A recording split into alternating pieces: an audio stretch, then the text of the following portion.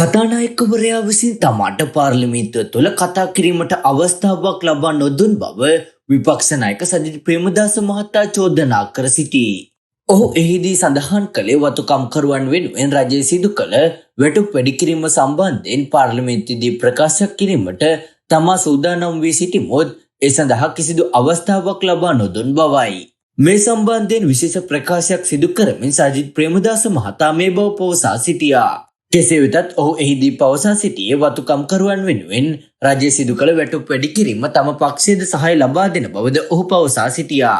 මේ අතර ප්‍රජාශක්ති නමින් දුප්පත්කම තුරන් කිරීමේ වැඩසටහනක් ක්‍රියාත්මක කරන බව පෙන්වා දෙමින් වත්මන් රජය සිදු කරන්නේ ජනතා විමුක්ති පෙරමුණ ශක්තිමත් කිරීමේ දේශපාලන ව්‍යාපාරයක් ක්‍රියාත්මක කිරීම බවද විපක්ෂ නායක සජිත් ප්‍රේමදාස මහතා චෝදනා කර සිටී.